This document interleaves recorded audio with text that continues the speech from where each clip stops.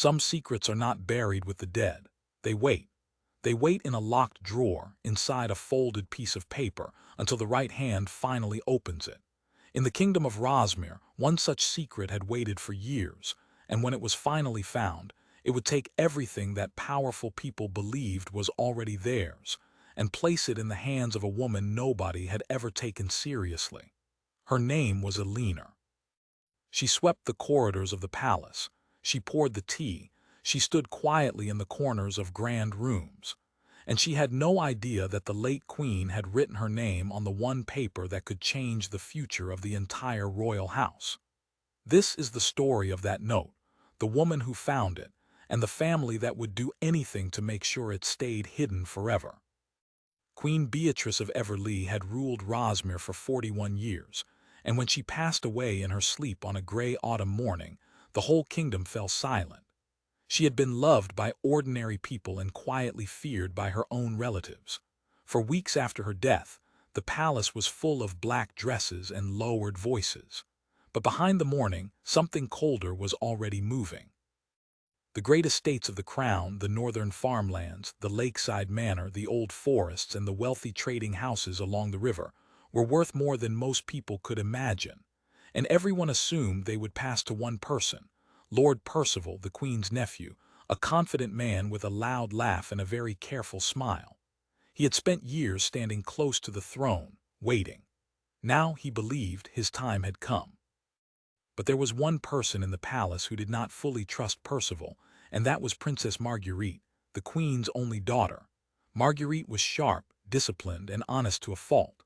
She had loved her mother deeply, and something about the rush to divide the estates unsettled her. Percival was already speaking of the manor as though he owned it.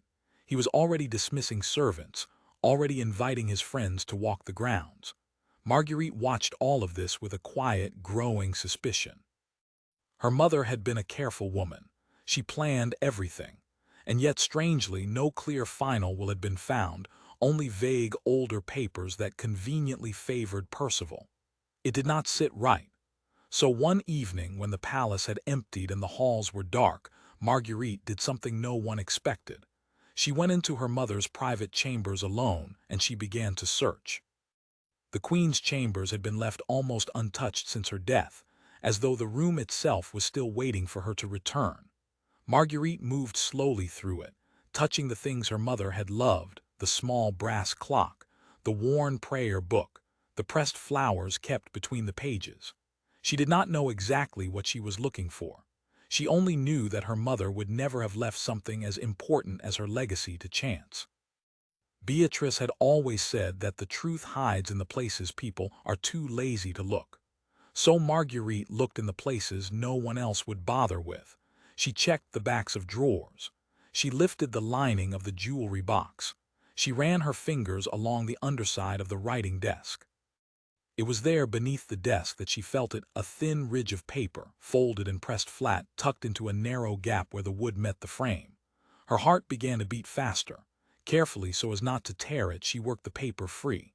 It was old, softened by time, and sealed with a small drop of her mother's private wax.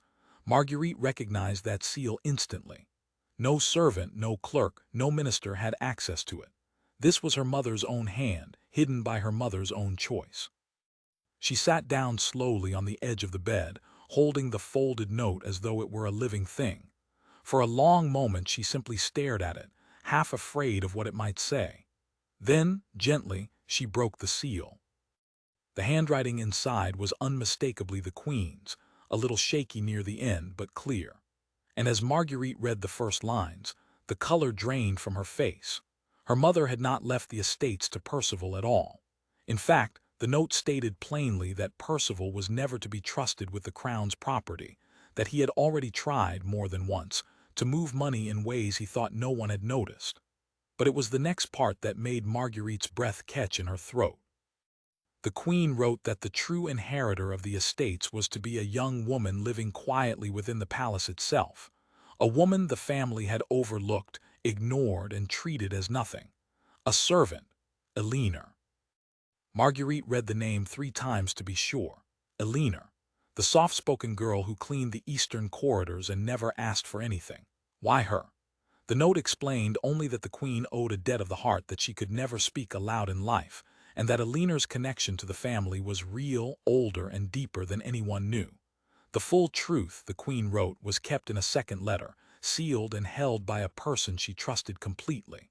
Marguerite lowered the paper, her mind racing.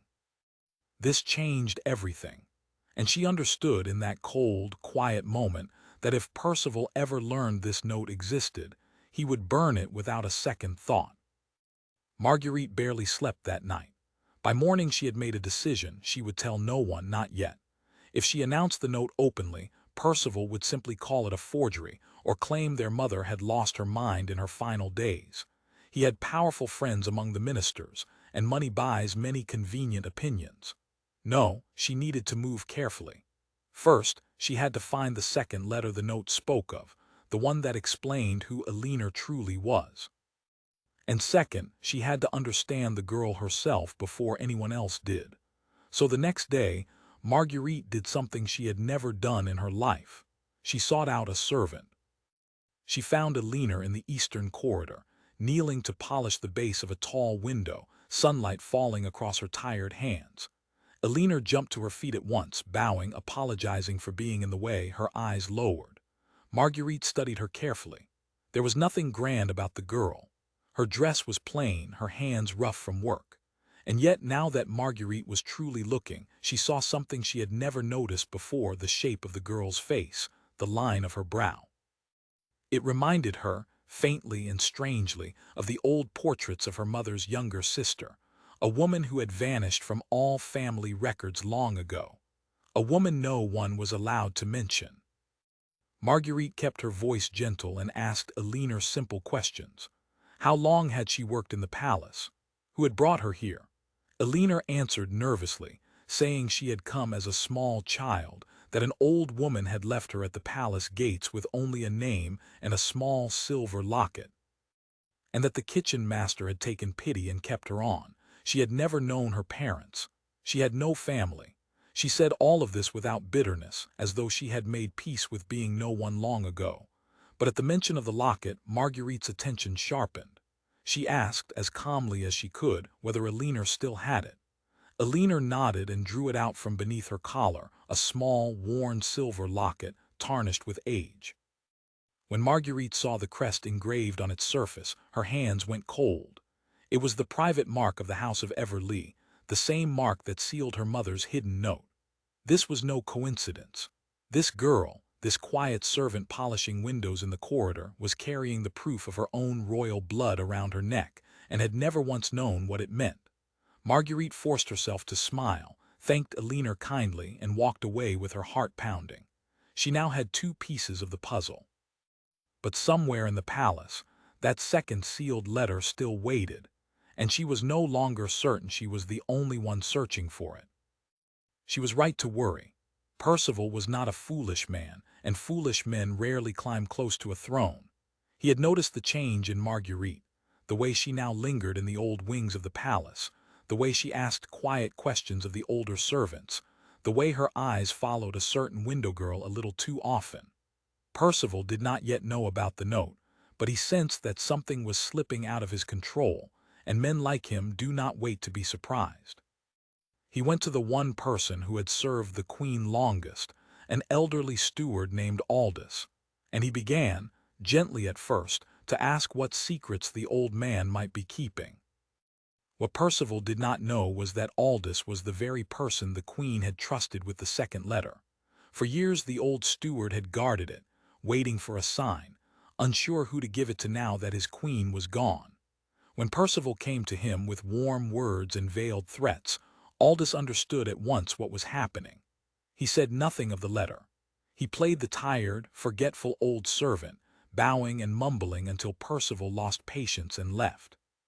But that night, frightened and certain that time was running out, Aldous did the only thing he could think of.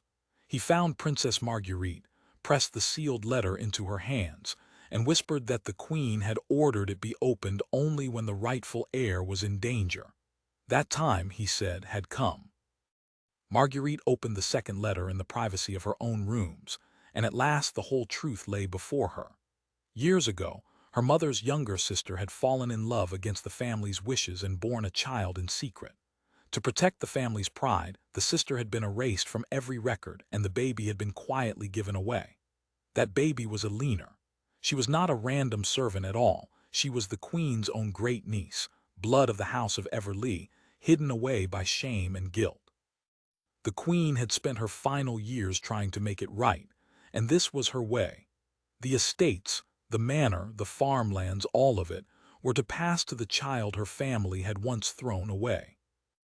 Marguerite sat in stunned silence, the letter trembling in her hands. She now held everything she needed: the hidden note, the locket, and this final proof. But she also understood the danger. Percival was closing in, Aldous was terrified, and Alina still had no idea that her entire life was about to be overturned. If Marguerite waited too long, Percival would find a way to destroy the evidence and take the estates by force. The time for quiet searching was over. Marguerite rose to her feet, both letters clutched to her chest, and made her choice. She would bring the truth into the light in front of the whole court before Percival could bury it forever. The great hall of Rosmere had not been so full since the queen's funeral. Marguerite had called the entire court together, and the ministers, the nobles, and Percival himself gathered beneath the tall windows, curious and uneasy. Percival stood near the front, smiling that careful smile, certain this was the day the estates would finally be signed into his name. He had no idea that the ground was about to open beneath his feet. Marguerite stepped forward, calm and steady, and for the first time in her life she felt her mother standing behind her, guiding her hand. She held up the hidden note and read it aloud, every line, in the queen's own words, including the warning that Percival was never to be trusted with the crown's property. The hall erupted. Percival's face went white, then red, and he shouted that the paper was a forgery, a lie invented by a grieving daughter. But Marguerite was ready for him. She produced the second sealed letter, still bearing the queen's private wax, and called old Aldous forward to swear before them all how he had guarded it for years. Then, quietly, she asked one last person to step into the hall. Alina entered, confused and frightened, still in her plain servant's dress, unsure why a princess had summoned her before the entire court. Marguerite took the small silver locket from around Alina's neck, held it up so the crest caught the light, and told the whole story: the hidden sister, the abandoned child, the truth the family had buried out of shame. For a long moment no one spoke. Then the ministers began to compare the crest, the seals, the handwriting, and one by one they realized there could be no doubt. The quiet girl who had swept their corridors was the last true blood of the House of Everleigh, and the queen's final wish was clear beyond argument. Percival tried to protest, tried to threaten, but the mood in the hall had already turned against him. Worse still for him, the letters had exposed his earlier attempts to move the crown's money in secret, and now the very ministers he had bribed rushed to distance themselves from him. By the end of that day, Percival was stripped of his standing and sent away from the palace in disgrace, his years of scheming undone by a single folded note. Alina could barely understand what was happening to her. She had walked into that hall as a servant and now stood as the rightful heir to the greatest estates in Rosmere. She wept, not out of joy for the wealth, but because for the first time in her life she knew where she came from and knew that she had been loved after all. Marguerite took her hand and promised she would never stand alone again. And so the secret that had waited so patiently in a locked drawer finally set things right.